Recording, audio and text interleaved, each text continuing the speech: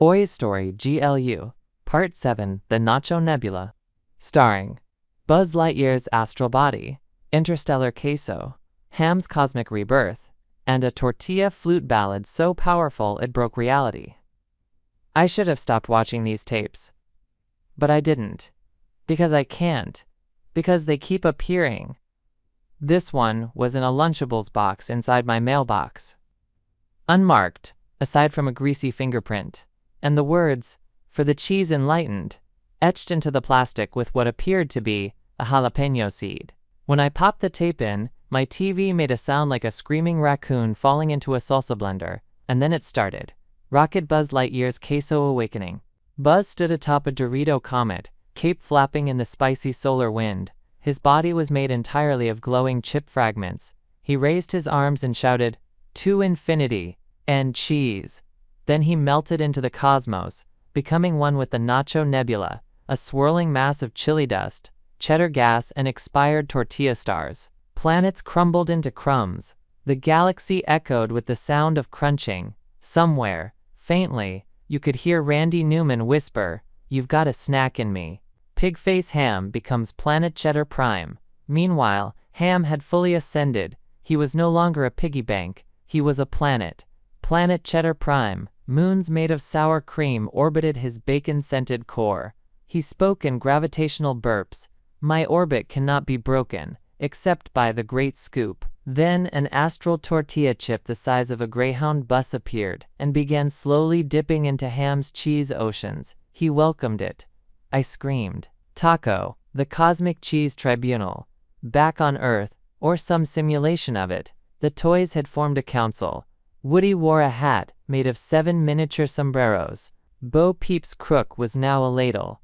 Rex had been turned into a sentient bowl of queso, who could only communicate via temperature changes. Slinky trembled. "Buzz is gone," he whispered. "He's one with the dip." The council nodded solemnly and began chanting, "Spice in peace, spice in peace, may your nachos never snap." Musical notes. Randy Newman's tortilla flute solo. It happened without warning.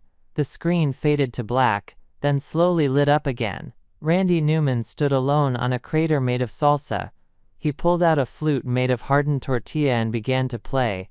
The notes were wet, drippy. Each tone conjured hallucinations. Woody swimming in a river of queso. George W. Bush surfing on a Frito wearing aviators. A spectral taco whispering, "The expiration date was yesterday." Flying saucer. The climax. Nacho black hole. Buzz, now fully Nacho Lightyear, screamed across the universe and collided with the queso singularity. Everything began to fold. Time became cheese. The last image was Andy, older now, staring into the void and saying, "The toys were never plastic, they were appetizers." The screen flickered and cut to static. And my mortal soul began to quiver, now with the horrible knowledge of what I had become.